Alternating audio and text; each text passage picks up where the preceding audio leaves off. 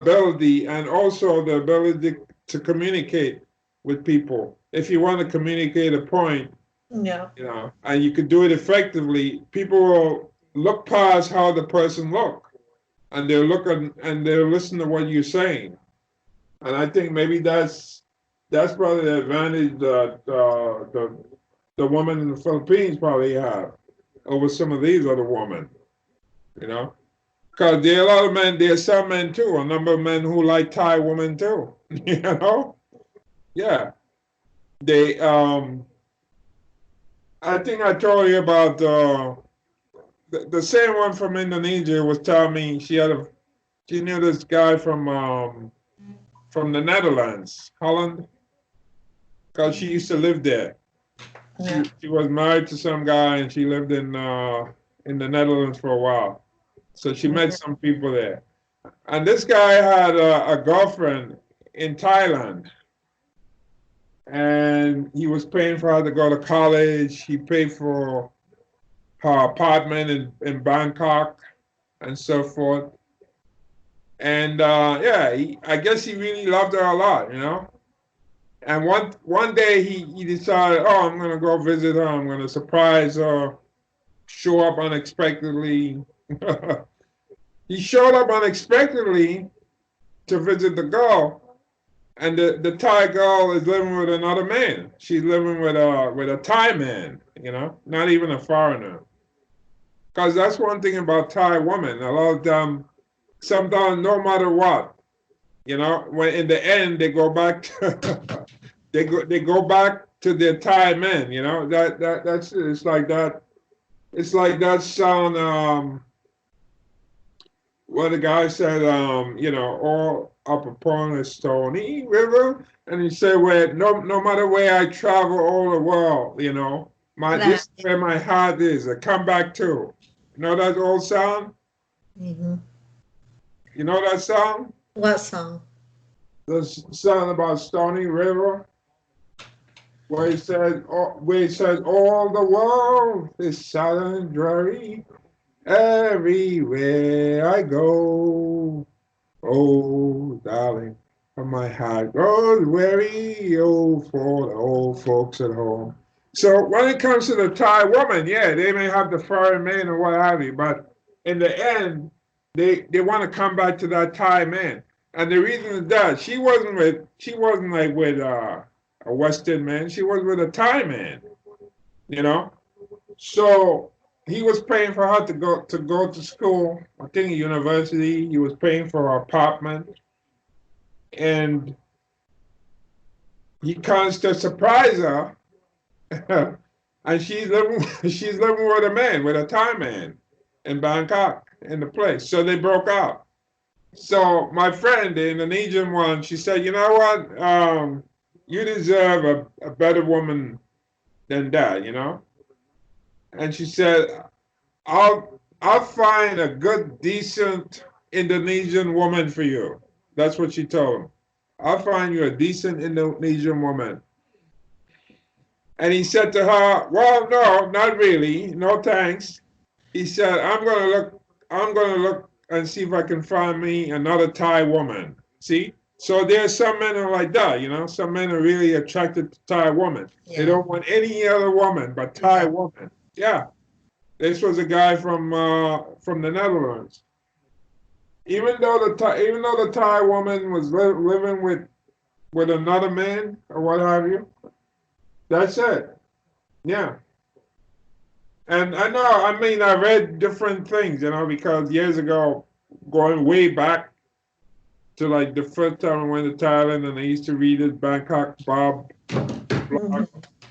and he had stories like something like that, and like the Thai woman, you can have a girlfriend in Thailand, Yeah. and she would still have a boyfriend, like a Thai guy. It's like no matter how far they go, whether they roam or what have you, they're still like having that Thai man around. Yeah, Yeah. but the Filipino women are different though. They're different. They're not like that. They're entirely different. that if you have a Filipino, if a guy has a Filipino woman, and chances are you treating her well, you sending her to school, you sending money to upkeep her to for an apartment. The chances are very, very slim she's gonna be cheating on you with a Filipino guy. I mean, that would be very, very unusual for that. Yeah. Yeah, very unusual. But the Thai woman will, more than likely, she will cheat on you. Yeah. Yeah, very different. And I think it has to do with the culture that the way they see themselves in Thailand. Because what they pride themselves on is that they like. You forget, like somebody said one time, a guy said that if you argue with a Thai woman and you argued with her about the toilet bowl, he said, if you have an argument and you say, oh, this about the toilet bowl, she will Yeah. tell you that Thailand was never colonized. That's how she would respond to you. You arguing about the toilet bowl, and she, Yeah. you know what? Thailand was never colonized by the Europeans. Yeah, which has nothing to do with it. So I think what it is, the point is, it's like a sense of pride. When you look at all these countries in Asia, it's a sense of Yeah. Asia that were colonized by the Europeans, like the British, the French, and so forth. And Thailand stood out because they were able to make a deal, and they remain like about one of the few countries in that part of the world that wasn't really colonized. So that's the kind of mentality I think that they have going in, into relationship. That okay, we were not colonized, so why do I really need a foreign man, to live with or to be my boyfriend? Why do I need a foreign man? My ancestors didn't allow themselves to be colonized by foreigners. So, and I think that kind of adds to that mentality, the way that they think when it comes to men and relationships. Yeah, I think to me, Indonesian woman or Malaysian woman is pretty. I really think so too. I like the way they look. Indonesian eyes. They kind of mix with Palestinian people. It's pretty. They Yeah, live in. well, the thing about the Indonesian woman, that Indonesia is like the most populous Muslim country in the world, something like that. Yeah, same with Malaysia too. Malaysia, India is the same. A lot So Muslims. I think what it is, if you look at a lot of the Western men, uh, they're not really turned on by the Muslim religion. That's number one. So that's a strike against them right there. Because if you're dating an Indonesian woman, chances are maybe she might be Muslim. And some men are not. They may not really want to really go out on that angle. I mean, because like I've chatted with some, I've met some when I was in Indonesia, and some over the years I chat with from who I used to chat with a girl in a place called Banda Aceh. That's like one of the strictest Muslim areas in Indonesia. Back in those days, before 2004, is before when I used to chat with her. That area, if you were a foreigner, you couldn't even go in there in Banda Aceh. Then they had that earthquake, and the earthquake changed everything. The 2004 earthquake. Yeah, I heard about it. It was, I think, December 26, 2004. Yeah. And that's what changed Banda Aceh.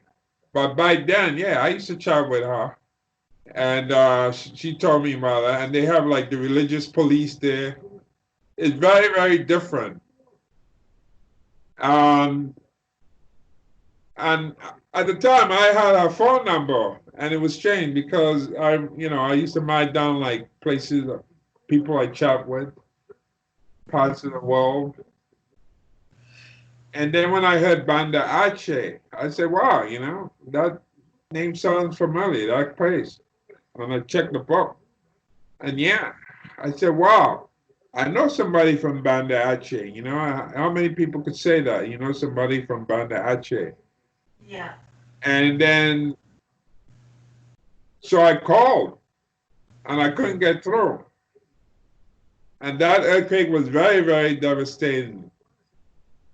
And then eventually, like after 2 weeks, I called again. I used to call before that, but I couldn't get through.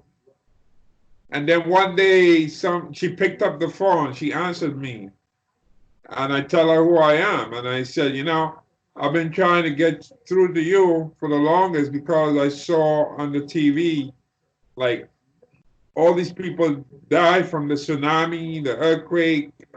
There were like mass graves, so many people, bodies, and I was just wondering if you're alive, you know. So I've been trying to call you Yeah. to see how you are. And she told me, yeah, and she was so thankful, because they were like cut off from the outside world.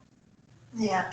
And then she was happy. So I would call her like maybe like every other day, see how Yeah. she's doing and so forth and so forth. And then what happened? That area opened up, and then the like all these different groups, the NGOs, the United Nations, went in there to bring in aid. Even Bill Clinton, she was working for some company. She got a job, and she met Bill Clinton because at the time he had some position with the United Nations, and he showed up there, and she told me, "Yeah, I met Bill Clinton." I said, "Oh, really? Yeah." She said, yeah. She met him, met people from the Turkish Red Crescent, and so forth. And then they started to build back up and so forth. So Yeah. then I said, fine, well, now that I know everything is fine there, so I stopped calling. And one day she asked me, she said, I noticed you stopped calling me.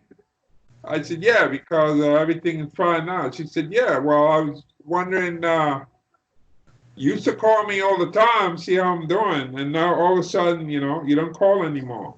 I said, well, things are getting back to normal, you know. They're rebuilding in Banda Aceh. Life is coming back. And if I keep calling you when things are going fine, you're going to think maybe I'm in love with you. So that's why I stopped calling, Yeah, that's why I stopped calling. But yeah, but that's the point. I mean, so yeah, she's not only a Muslim, but she's like one of these stricter type of Muslim, where you can't walk out with having a covering in your head, a hijab, they call it a hijab. Yeah. You have to have a hijab. Very, very strict. They have the religious police. Uh, if you walk outside and your head is not covered or what have you, the religious police will run after you. Yeah, they run after you with a whip or something to beat you. I mean, it's really something. So The when I did go to Indonesia, she did ask me if I was going to go over there and visit her. Because I was there in 2015. I was in Indonesia. I went to Jakarta, then Bali. Well, no, I didn't go to Banda Aceh because I say, first of all, by that time, she got married anyway. When I knew her, she wasn't married. When I first used to chat with her, she wasn't married. So she got married. I think she got 2 kids, and the way things are, the way things are, in Banda Aceh, you still got the religious police. So I'm saying to myself, yeah, it'd be nice to visit you. I mean, like any other place, like where you have like maybe like people not that religious or that kind of stuff going on. I probably would have visited her, but the whole idea for me to go to Banda Aceh and visit a woman who's married, who got 2 kids, who has a husband, yeah, maybe if I went to the Philippines, I can do something like that. But in that part of the world, no. Can you imagine what they could accuse me of and probably whip me? So who knows? So that's not the kind of place I really want to show up in. But Jakarta is okay. Jakarta, you don't have that. And Bali is definitely different because Bali is Buddhist, believe it or not. Even though Bali is in part of Indonesia, but Bali for centuries, Bali's been a Buddhist area, which is very unusual. There's a history behind that. Entirely different. They practice Buddhism. So all this stuff about Muslims and so forth, all that doesn't apply at all in Bali.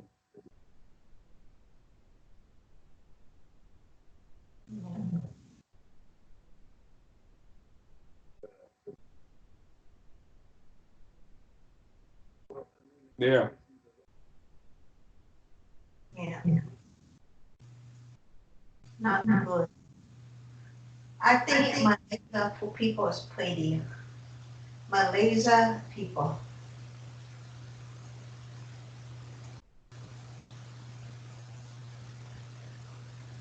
Malaysia. No, Indiana, Malaysia. Malaysia also has some strict Muslims too. Yeah. Yeah, they do. 'Cause years ago, there was a girl from Malaysia I used to chat with, and then she came to California. She worked in with au pair, and then she had a vacation, and she asked me if she could come. She wanted to visit New York. She never been to New York, and she knew I live here. So I said, "Yeah, fine. You could come. You could come here. I got a room. You can stay in your room. I could take you around." And she came. So we would have conversation, and she told me she's how it is in Malaysia. They got very strict rules. However, the rules apply to the Malaysians who are like who are Muslim, but she happened to be Chinese. She was a Chinese girl, so she didn't have that.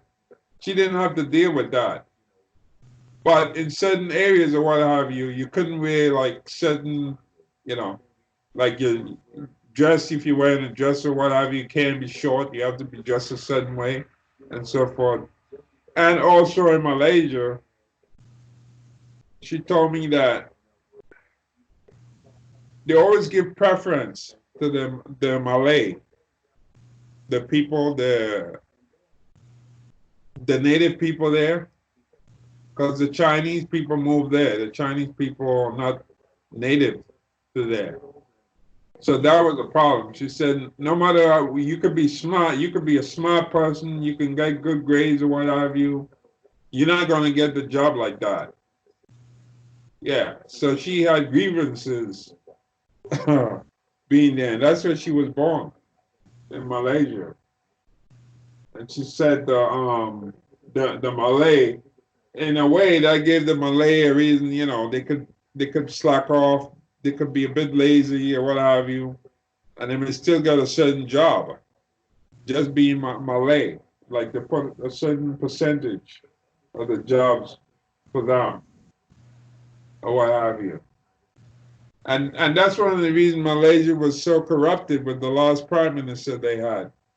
The one who had all this jewelry. His wife had jewelry, millions of dollars worth of jewelry, and so forth. Because he could count on the Malay voting for him, the majority of the people, and they were always sure to be in office to win the election. So they had that going for them. But eventually, I think the people got fed up in Malaysia of the corruption.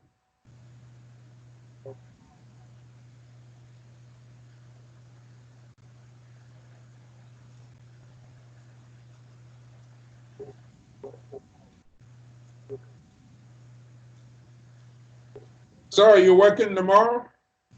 They are Matt, my son's gonna be here tomorrow. Yeah. Or you'll be off? Yep, tomorrow my day off. Yeah. So there's no school in Maine, right? No school for a while. My yeah, Everybody's still off. yeah. Yeah, due to the coronavirus. Yes, sir. Yeah. Even the shops. Um, you can't go in a shop and sit down and eat. At least in New York. Like if I want to go in a restaurant, no. Now you said you were supposed to meet a guy from Tinder. You were supposed to go meet him for coffee. Yeah, I told you today, earlier today. Yeah, well, here in New York, you can't. In New York currently, you can't go meet somebody for coffee in a shop. You know that you can't go sit down in a shop. They won't allow that. You can only have takeout. Oh, I see. Yeah, isn't that how it is in Maine? No, man, you can go order food and bring home. So if you want to go to if you want to go to a restaurant Yeah. in Maine, you can go sit down and eat. Yep. You sure about that? Yeah, some McDonald's they open here, but Western like very Western you have to Because be. that was the whole point behind social distances, where you couldn't really go in and sit down and with a bunch of people and eat, like how you could go to Denny's restaurant and sit down and eat. You couldn't really do that. Yeah, you want.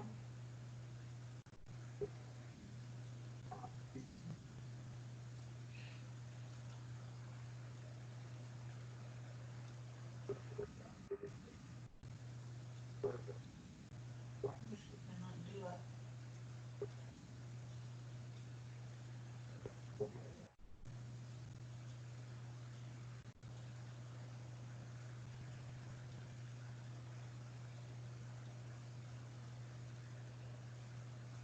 Yeah, it looks like you're busy over there. My work is busy. Yeah.